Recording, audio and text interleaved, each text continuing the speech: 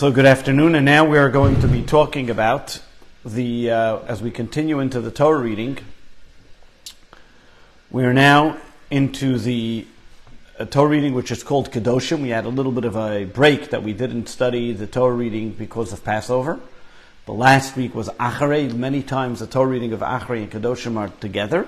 This week we're going to be looking into the Torah reading of KEDOSHIM, as we're soon going to see. It's one of the Torah readings that has many, many different mitzvahs in it. They say a story about a fellow. His name was Moshe Chai Yisraeli. A 62-year-old guy, lived in Cholon.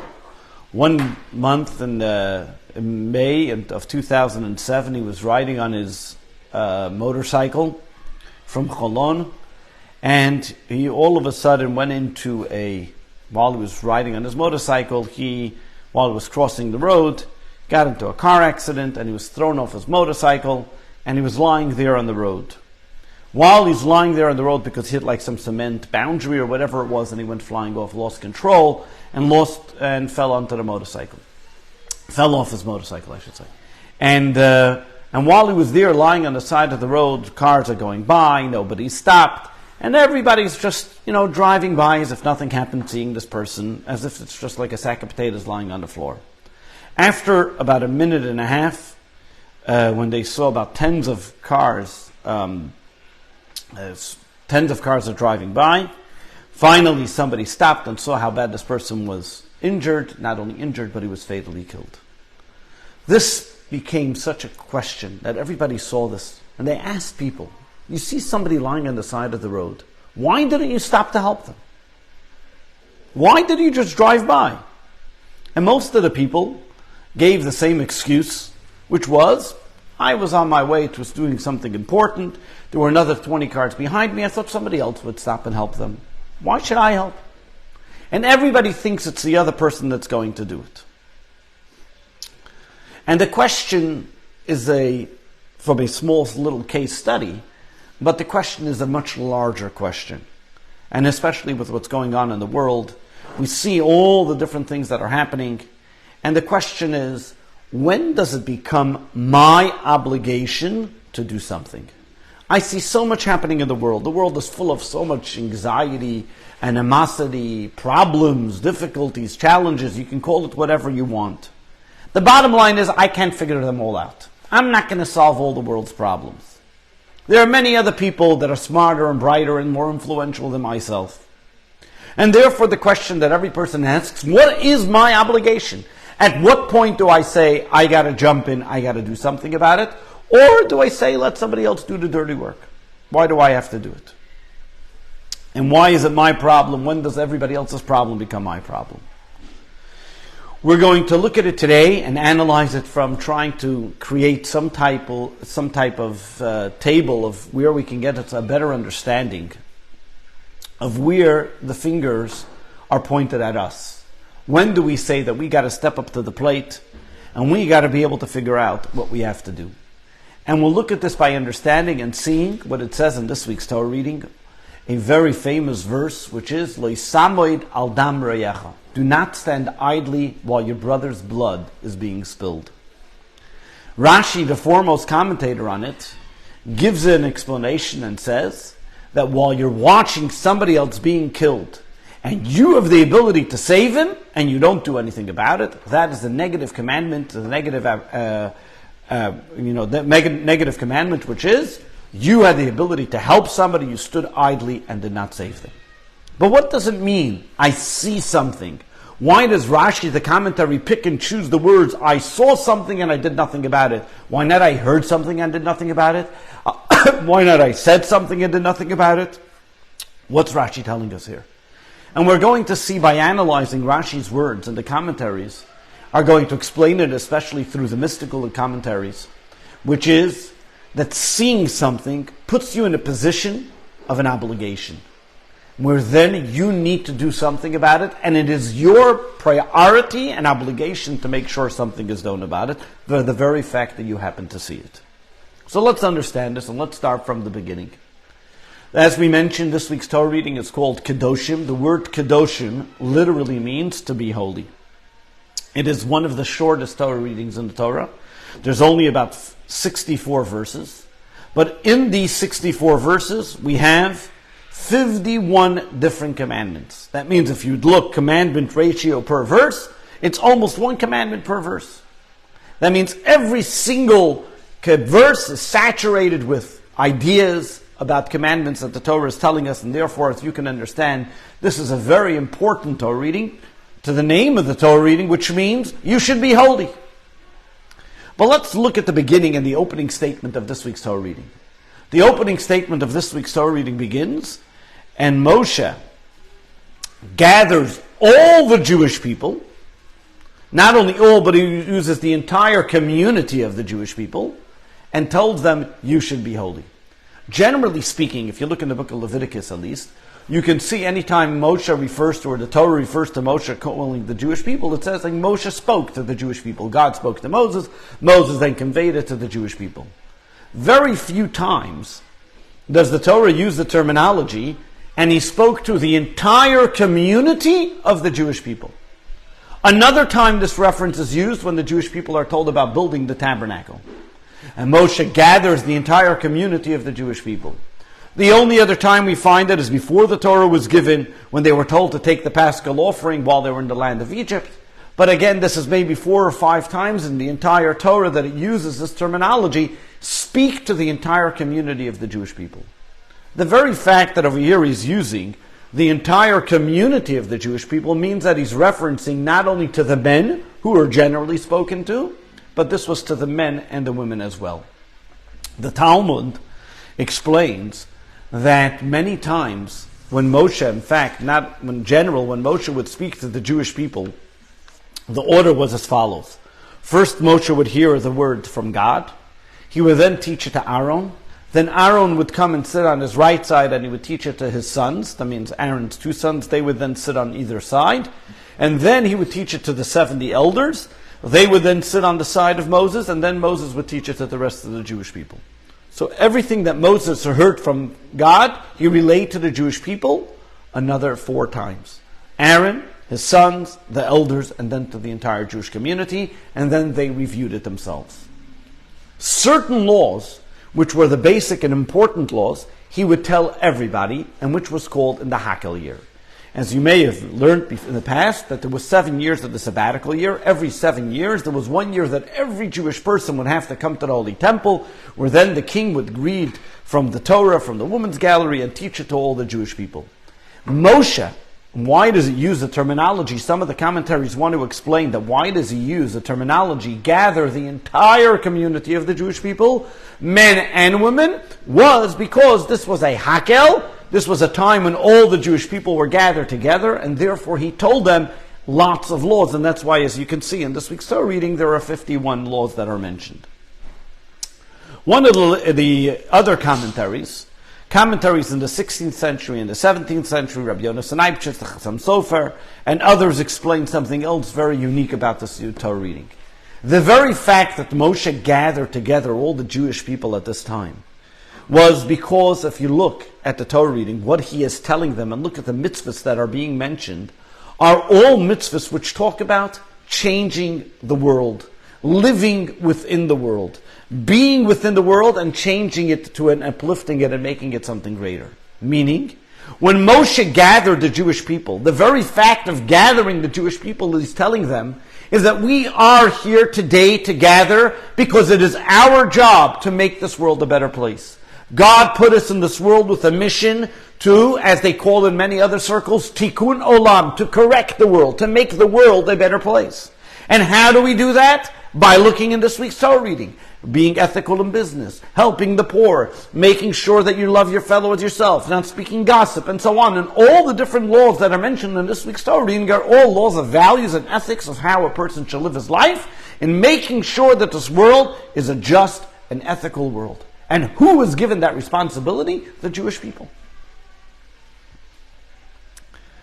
Others explain as well, take it even a step further, and say that in fact, going back in the era of the Second Temple, there were 2 people that used to live in in a field, eating only fruit, and being away from society in a level of asceticism, if you want to call it. And he explains in Josephus, and it says at the time that the rabbis were not happy about that. Because our job is to live within the world and change the world. Yes, it's a world full of craziness, a world full of materialism, but to be able to make from this crazy world an ethical world, a world with values. That is the job of the world, to be or lagoyim, to be a light unto the nation. In fact, if you look, in general, what Judaism is that we do everything, but we do it differently. That's what, if you want the bottom line of what Judaism is all about. We do everything that's in the world, but there's a holy concept about it. There's something which is a value by the Torah. We don't kill, we don't steal, we live ethical lives, we have to be able to be productive, and everything else. In fact, Judaism admires one who's involved in the world, working with the world, but in an ethical way and in a Jewish way, and infused with a godly passion. The fusion of spiritual and physical, that is the job of the Jew. That means that Judaism looks at the world that I need to lead my life that is going to bring sanctification to God's name, as we read in this week's Torah reading. And then this includes everybody. There's no difference between men, women, and children. Every single Jewish person has the obligation to be able to bring the divine message to every person. And how do we do that? By living lives that which are divine. By bringing godliness into everything we do. By living within the world, but with a godly mission and purpose. This fascinating story happened once. There was this, I think it was in San Francisco, there was this symposium of religions. And they had a Hindu, a Muslim, a Catholic, a rabbi, all the different symposium that the people were able to ask different questions about different religions. And at the head of the table, there was, of course, a rabbi there. And a priest and everything else. One woman got up in the crowd and said, "Rabbi, I got a question for you. I'm Jewish. I was born to a Jewish mom. But let me ask you a question. Isn't God for everybody? Aren't there many ways that one can connect to God? What's wrong if I follow the Dalai Lama? And I will behave and do what the Dalai Lama tells me to do, and I will take that road of spirituality like the Dalai Lama." The rabbi is sitting there and he's thinking, what is he going to answer this lady? He says a silent prayer to God, give me the right words to say. And he tells the person and says as follows. He answers the woman as follows. And he says, listen, let me ask you a question. Who do you think knows a man the best? With all his problems, issues, challenges, who do you think knows him the best? His wife. So, listen here. Let me ask you a question. Before we decide to commit to the Dalai Lama's way of life, let's ask the Dalai Lama's wife to see if he's truly a spiritual person.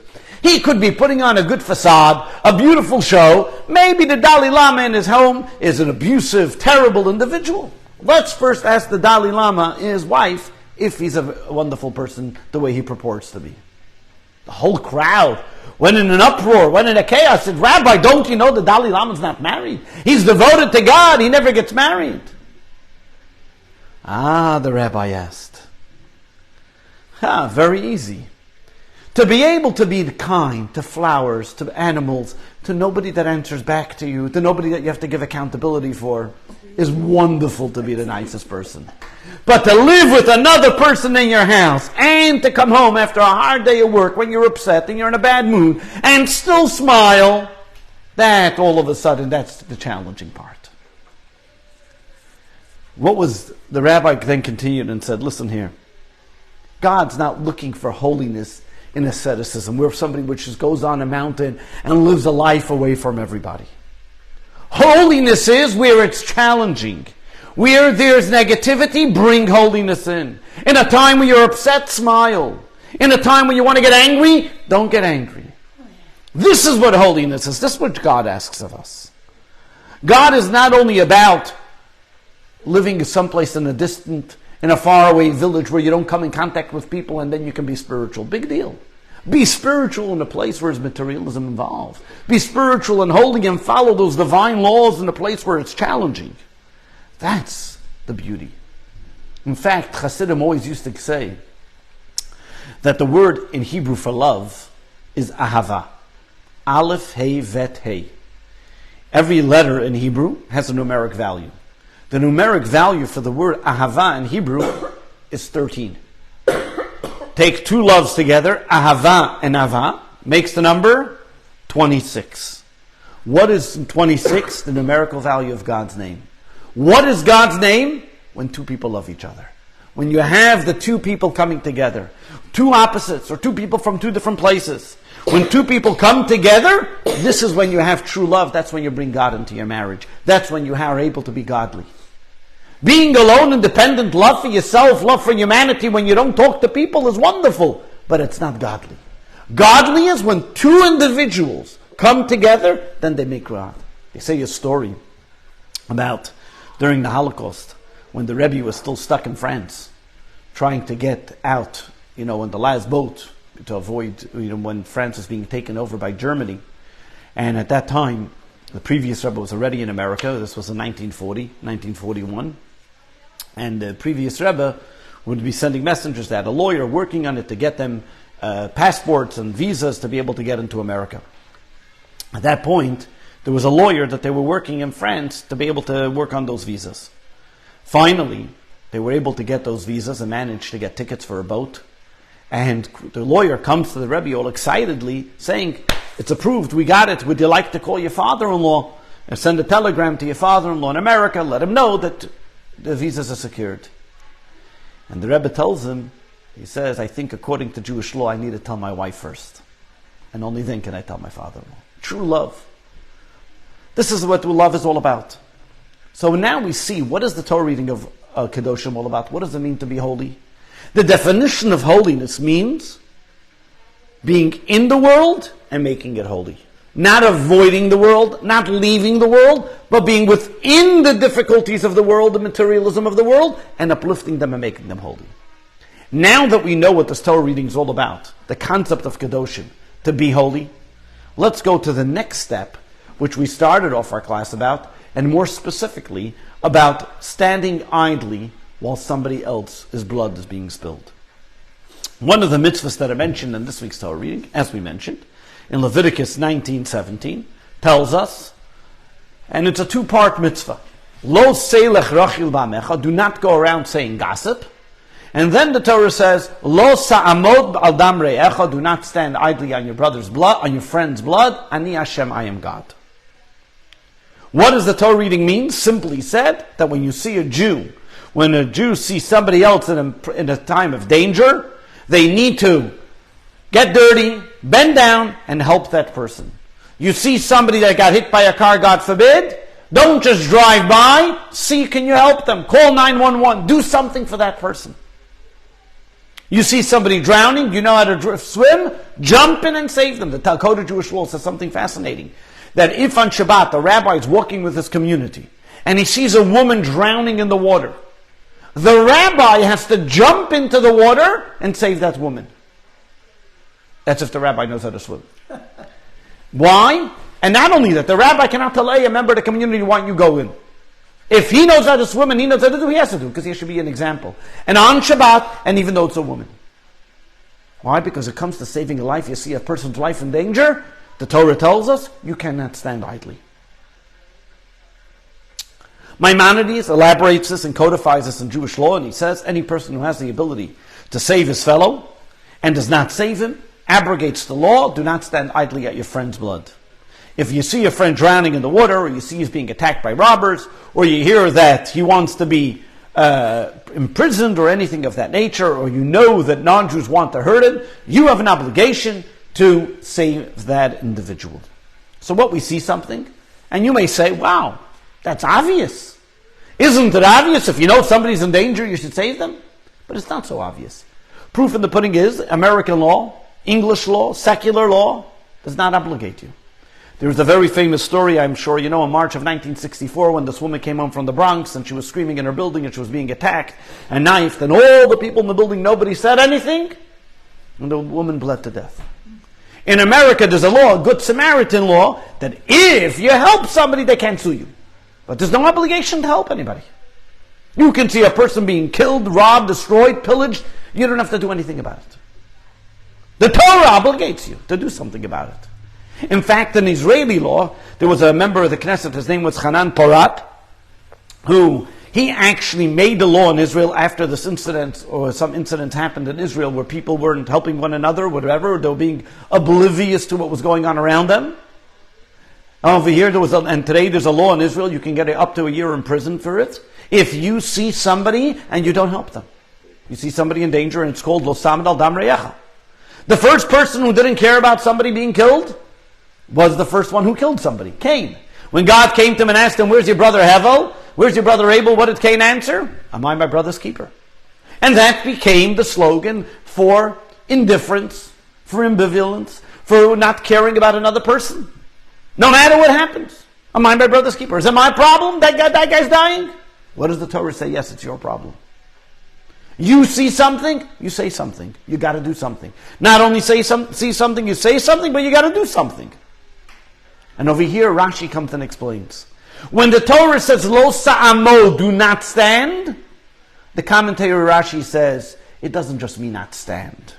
He explains. You see somebody killed, you see somebody dying, and you're able to help them. For example, if you see somebody drowning in the river, and you're able to jump in and save them, and you don't, that's considered disabrogation. The question, an abrogation against the law. The question is, what is Rashi telling me over here? What don't I understand? Usually Rashi, in his commentary, is very clear that he is only here to explain the simple interpretation. That means if I can get away in understanding this verse without any commentary, Rashi won't tell it to me. He only tells it to me because I won't understand the verse otherwise. And therefore, you have to ask yourself the question, what don't I understand in the verse that Rashi is to come and tell me, you know what it means, don't stand idly. If you see somebody drowning, you got to save them. What did I think it means? I didn't think it means something different. Even more so. Why does Rashi specifically use the terminology, you see something, then you have to make sure you help them. And if I don't see it, if I hear about it, I don't have to do anything. If somebody tells me about it, I don't have to do anything. Only if I see it, do I have to do something about it. So what's going on here? What's Rashi telling us? Some of the commentaries want to explain that the very fact that the Torah alludes to the two, that juxtaposes the two abrogations. Number one, don't go and gossip about another person.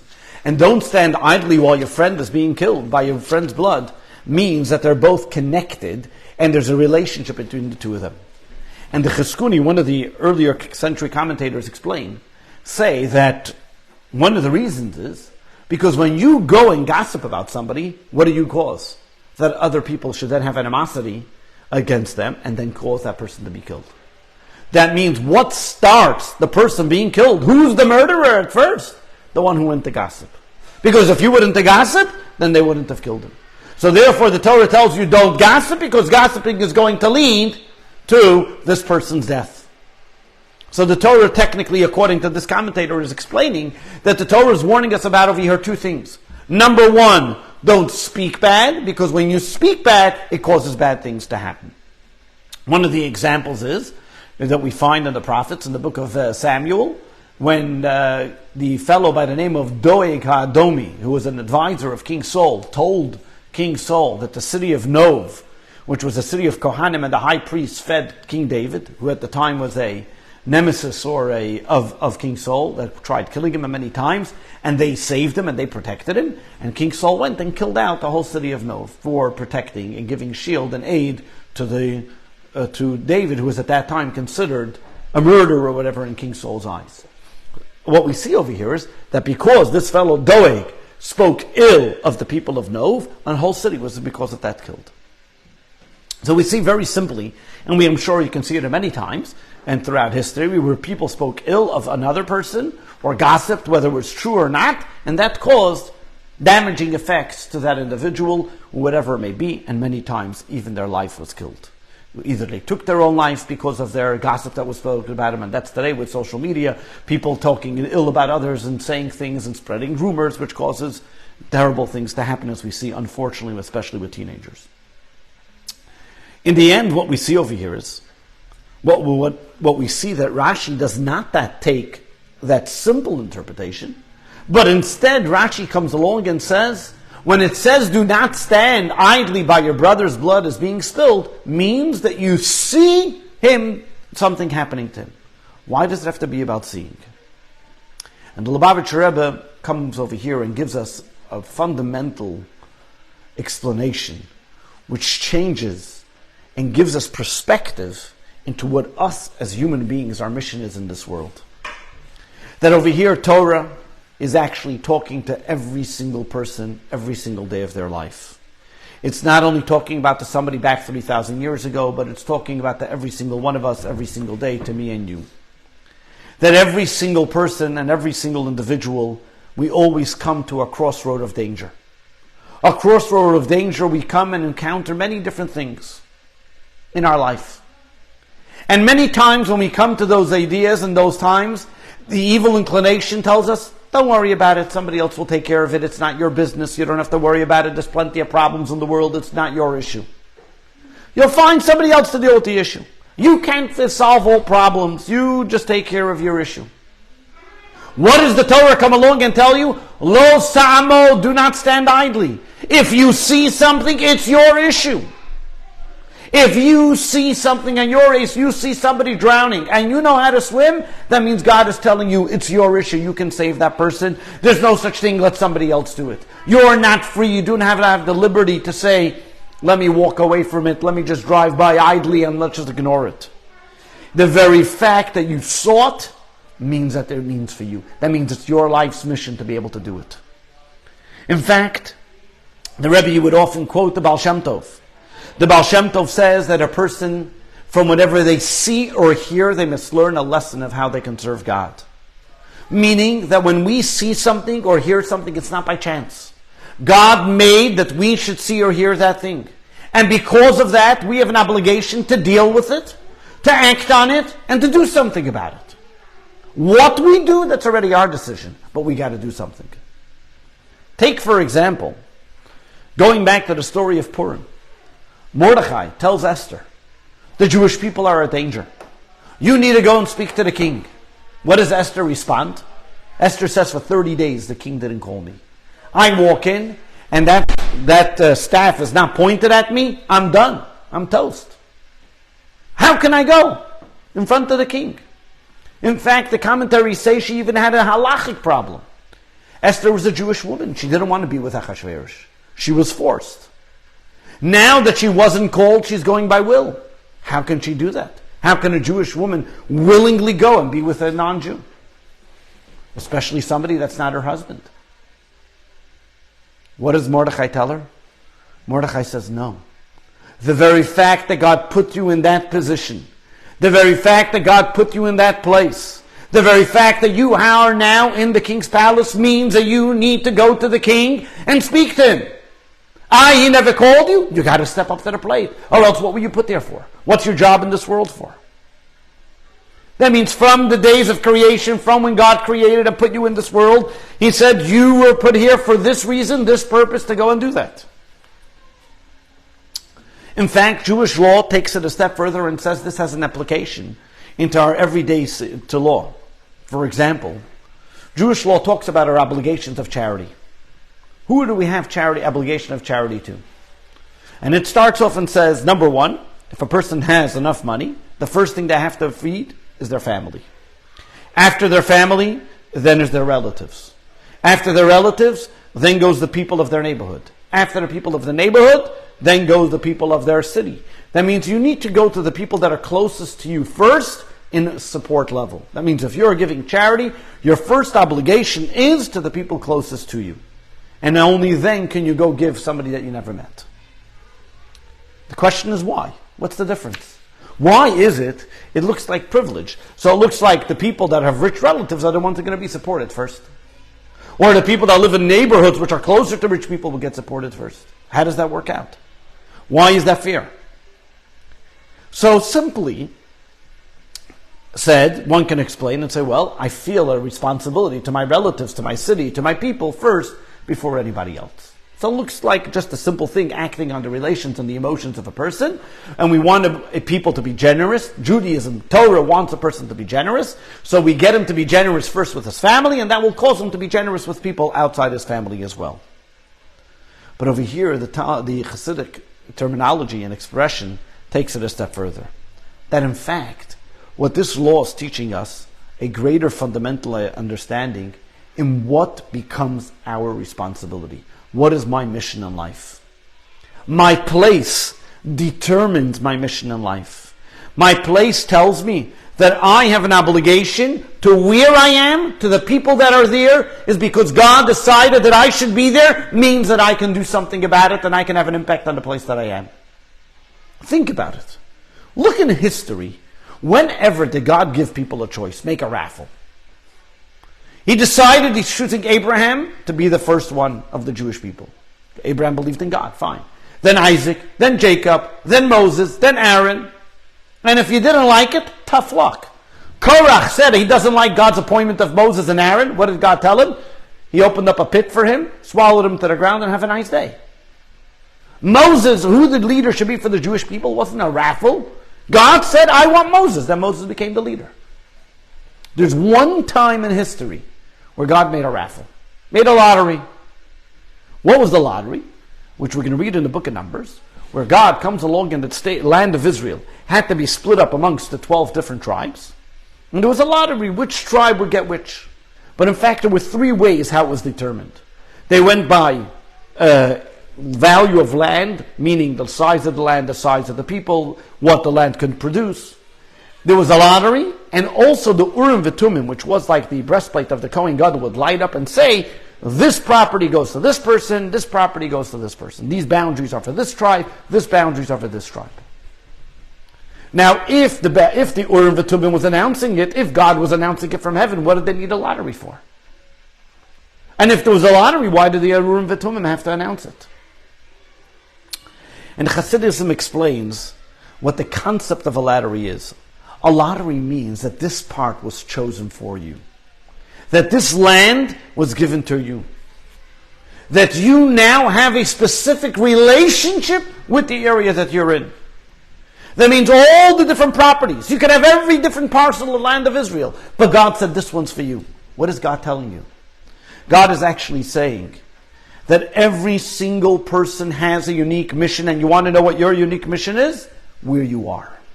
Your place determines your unique mission. The very fact that you live here with the people that you live in, with the people who you are, and the people that you know, your community, means that you have an influence on them. That you have a power to change. You have the ability to recognize that this is where you are. A fascinating story is told about a student of the Tzemach Tzedek back in Russia. He wanted to leave and go to the land of Israel. The Tzemach Tzedek asked him, the third Chabad Rebbe asked him, why do you want to go to the land of Israel? He says, because it's a holy place. I want to be in a holy place. And the Tzemach Tzedek answered him in Yiddish. He said, Mach do Eretz Yisrael. Make this your Eretz Yisrael. Yes, the land of Israel was holy. He wasn't opposed to him to go to the land of Israel. In fact, the Tzemach Tzedek's sister lived in the land of Israel. The Mittler Rebbe, the second Chabad Rebbe, was the first one to send his own children to the land of Israel. They lived in Hebron. She's buried in Hebron. What was the Tzemach Tzedek telling him? And this became a basic and fundamental concept in the Rebbe's teachings in telling people where they are. We always look to shirk ourselves from responsibility and say, okay, I'll just move someplace else. I'll just ignore it. I'll close my eyes and I'll just won't look at what's going on, at the realities that are there.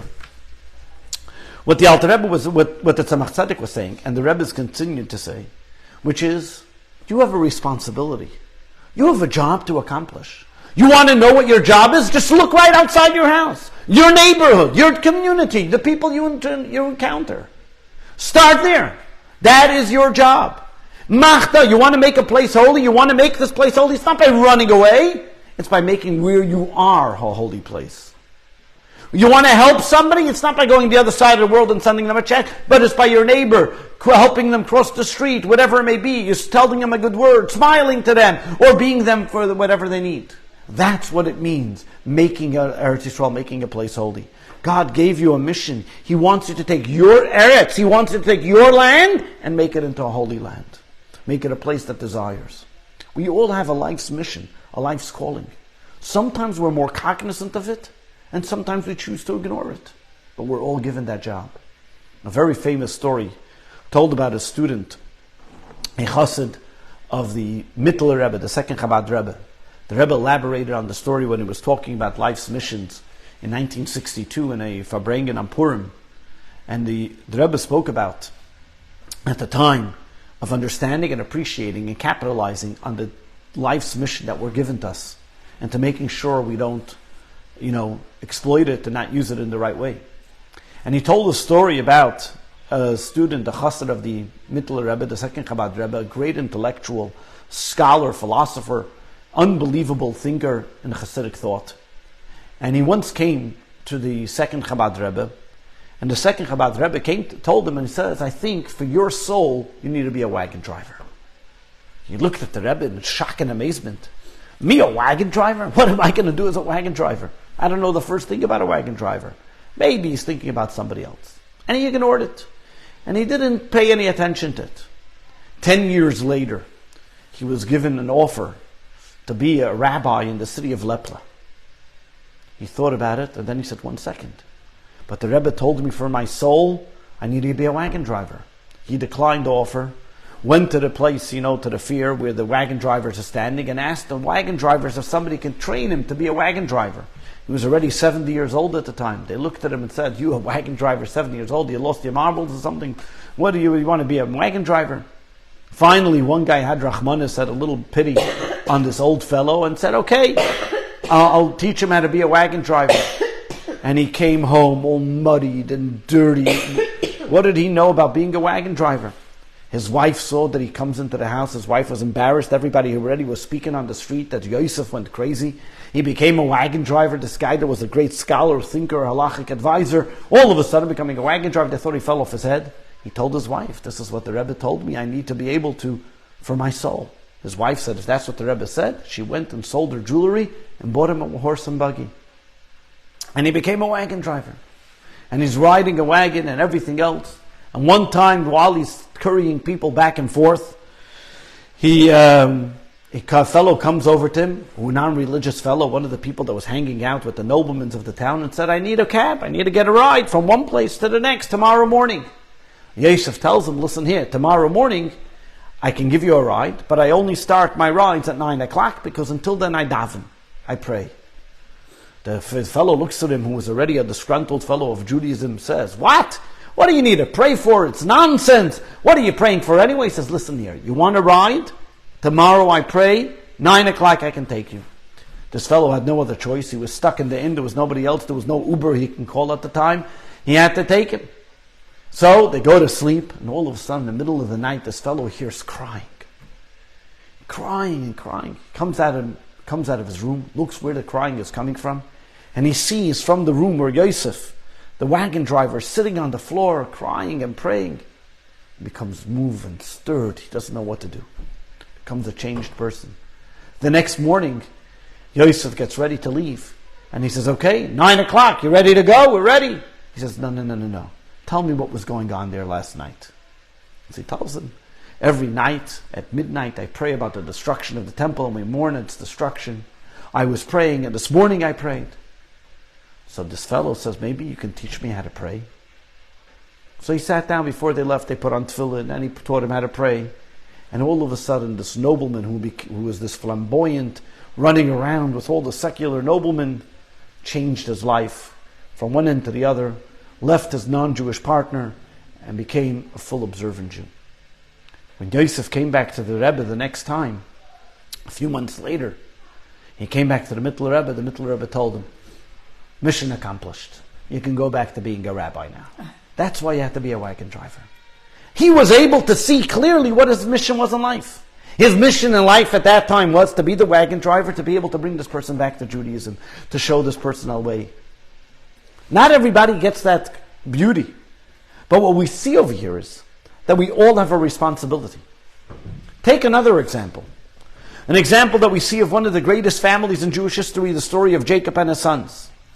One of a painful story, where Joseph and his brothers don't get along, and because of that his brothers want to sell him down to the land, sold him down to the land of Egypt. But what happened prior to that? We know that Joseph wasn't in speaking terms with his brothers because he was to tell them about his dreams.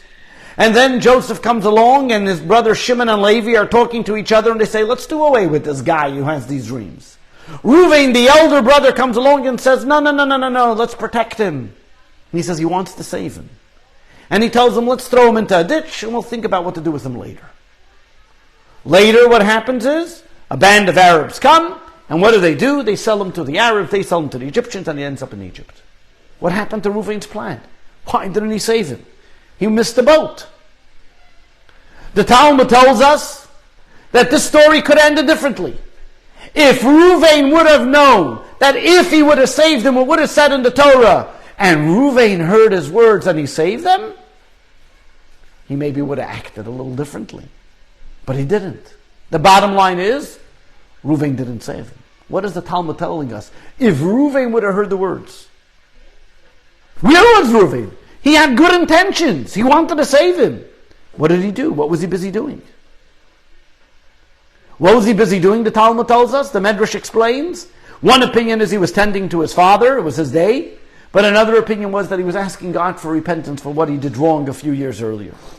But the bottom line is, his brothers went, sold him down to Egypt, and he was not able to save his brother. What was the problem? If Reuven would have known that he would have saved him, he would have saved him. What does that mean? Meaning, Reuven did not understand that the very fact that he saw this episode of Shimon and Levi talking to each other means that Reuven's got to do something about it. The very fact that God put that episode in front of your eyes means that God is telling you, you can do something about it.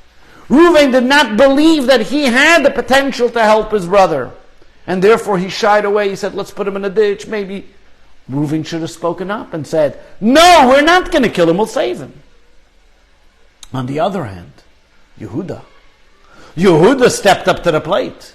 Yehuda, when he saw that his brother was being taken then in Egypt, and his younger brother Joseph wanted to take him, what did Yehuda say? You're not going to take my brother. We're going to fight you. Because Yehuda realized, here's an opportunity, I'm not going to let it go. And that's why eventually, who is the one that becomes king of the Jewish people? From the tribe of Yehuda. Because a king has to know that when he sees something, he's got to do something about it, not push the barrel down to somebody else. Not push it off that somebody else is going to do it. Maimonides sharpens the tune here. And Maimonides makes it so much clearer. And he brings it into the laws of repentance. Maimonides says that every single person must view the world as if it's on a balanced scale. Half merit and half liable. You do one mitzvah, one good act, you change the world, you change the paradigm, you change the shift. It's you that makes the difference, nobody else. And Maimonides says that when we have to view the world, that if I see and I have an opportunity that I can help somebody, and I don't, I, God forbid, lost the opportunity of saving the world, the entire universe. You do one mitzvah, one way of helping somebody else, one mitzvah, and that shifts the entire balance. This is what we see. That in action, every single action we can say, changes the entire world. The same way the problem, whenever a person's going through a challenge, what do they feel like? This is the challenge of the universe. This is my problem. I can't deal with anything else. This is it.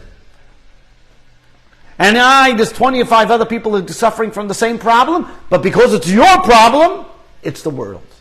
And that's it. The world's coming to an end. The same idea. We have to look at the challenge.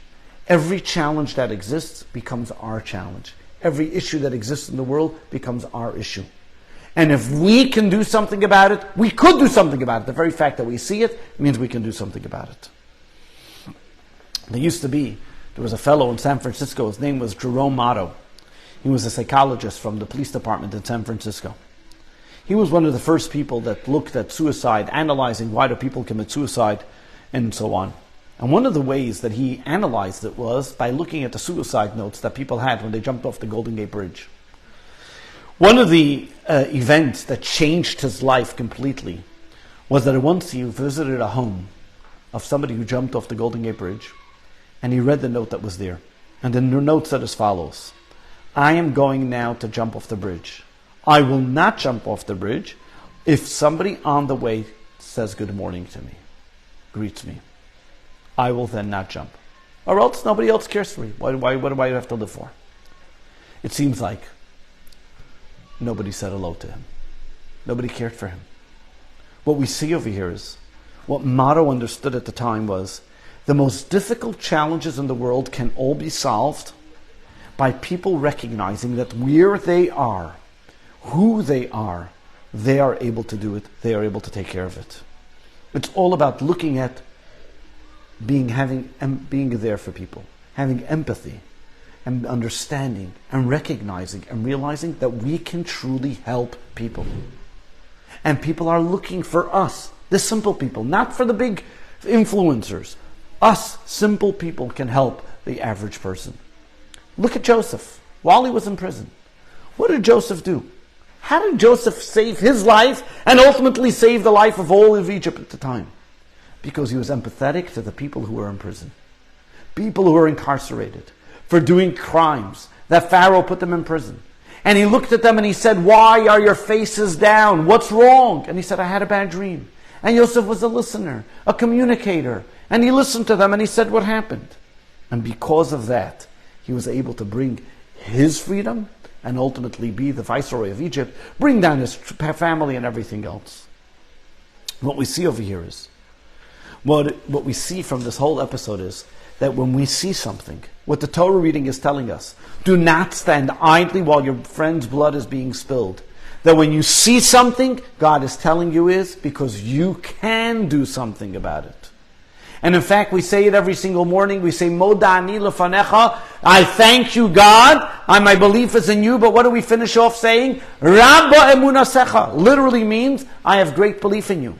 But many of the Hasidic commentators explained, Rabba emunasecha, God is saying, God says, I believe in you. I know that you can do. You're up to the task. You're up to the challenge. You can make a difference. But then aren't there times where I can say, this is beyond my reach? Is there any moment that I can say this is not for me? Is there a time that I can say, pick up my hands and say, okay, I did my best? And the Rebbe explains, yes. There is an interesting debate in Jewish law. There's an interesting debate in Jewish law which comes and talks about when a person is allowed to get divorced. And Jewish law talks about 3 opinions when a person is allowed to get divorced. One opinion is, when Rabbi Akiva says, if you find somebody better, find somebody prettier. Beis Hillel says, if she ruins the meals, she doesn't know how to cook, she's burning all the food. Beis Shammai says, so listen to the argument today, this is the opinions in the Talmud. Beis Shammai says, only if you find something wrong, that she did something wrong, she had an affair or she did something terrible, only then can you get divorced. What's the argument going on here? The Rebbe explains this is not just an argument about people getting divorced, about relationships. This argument talks about God giving us a mission in this world. We are married. We are vulnerable to the mission that we have. We are married to God. God says, I put you got a job to do. You're in a relationship. Your relationship is to change the world. Now, there's 3 opinions when you can divorce yourself from that relationship. One opinion is, I find something better to do. I can get rid of that job that I got to do. That's Rabbi Akiva. Beis Hillel says, no, only if you messed up. And this didn't work out. Only then can you say, okay, I did my best, I tried, I can walk away from it. Beis Shammai says, no. Unless you yourself, and there's something like halachically wrong that this is going to pull you down, only then can you walk away from the mission. The Rebbe explains that the halacha, Jewish law, follows Beis Hillel. You can't just because you find something better walk away from what you have. The only way you can walk away from something is that when you see that you failed, so to speak. And then you can say, okay, I tried. I burnt the dish. It didn't work out. But the Rebbe goes a step further. Yes, the halacha may be like Beis Hillel, but we got to go like Beis Shammai. We got to be extra stringent because when it comes to divorce is something which is serious. You can't just walk away from a mission that God gave you unless you see that this mission is going to bring you down, then you can walk away from it. But if you feel that, okay, you messed up once, try again. You burnt the dish once, you try again the second time, you learn not to burn it. This is what the Alter Rebbe tells us in Tanya, that every single one of us is put in this world to be able to elevate the sparks that exist in this world. Mashiach can only come when we elevate all the sparks that exist within the physical materialistic world. It is our job and our duty that when we see something and when we're faced with a challenge or when we see an idea that happens, to recognize this is our task to refine it, uplift it, change it. When all of us collectively refine our collective sparks, then bring about a collective whole change to the world. As Maimonides begins and says, this changes the entire paradigm of the world. It brings about salvation into the world. Because one little mitzvah, one act that we do, changes the entire difference. We have to view every act that we come. Recognize our mission in life is to not let any act go to the side. That if we can do something, if we see something, we got to do something about it. And this way, this will do and bring about the coming of Mashiach, maybe now.